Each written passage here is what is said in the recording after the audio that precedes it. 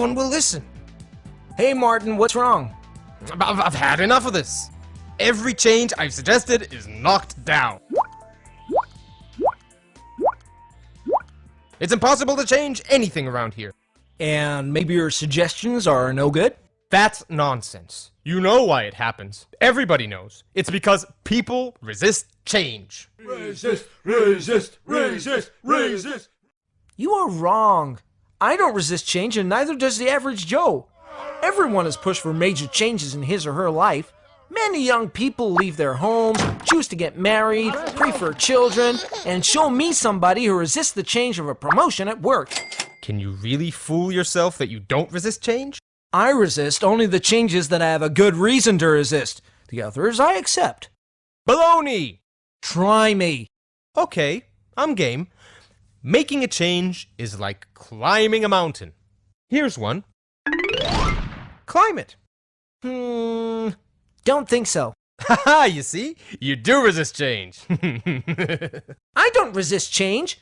I resist this particular change because I don't have a reason to climb the mountain. I don't see the plus in the change.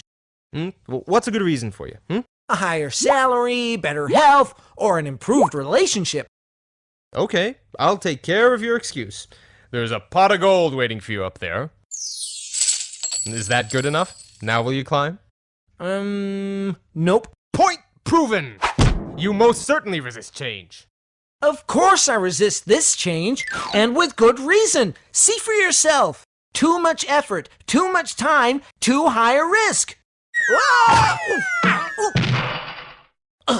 It's perfectly logical. The minus of the change outweighs the plus of the change. Another excuse. Fine, I'll reduce the required efforts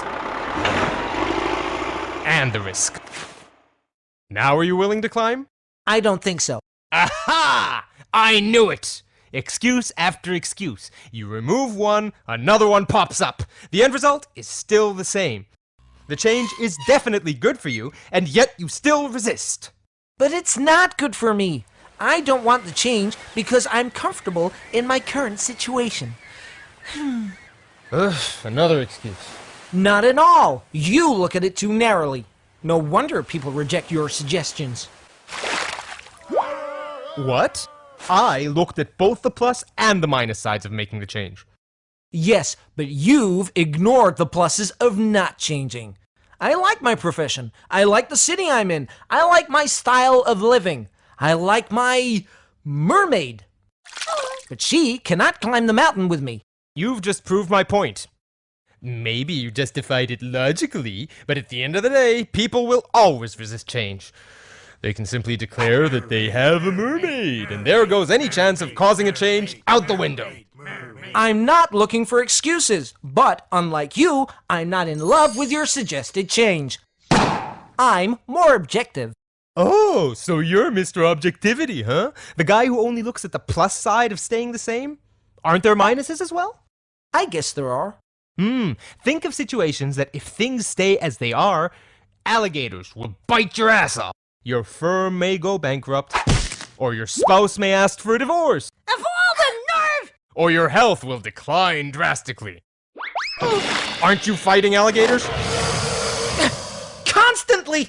Sometimes I feel that the people I try to convince are so busy fighting off the alligators that they should be climbing the mountain even if there is no pot of gold waiting at the top.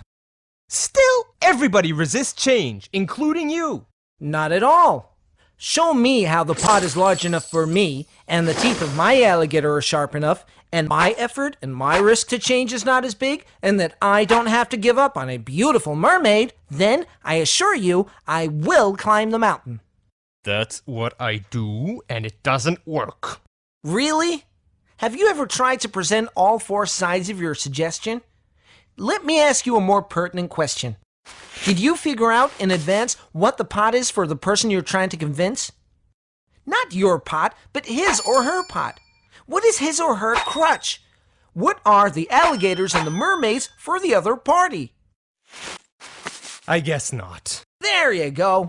Also, when you concentrate on one aspect and the other person concentrates on another, you are bound to miscommunicate. looking at all four factors and doing it from the other party's perspective sounds like a lot of preparation. Are you sure it'll pay off? Not if you believe the people are programmed to resist change, or any change. I guess I'll never know unless I give it a try. I'll let you know how it went. But Paul, I see how it might work for convincing an individual, but it won't work when trying to introduce a full-scale organizational change, with the collaboration of so many people is needed.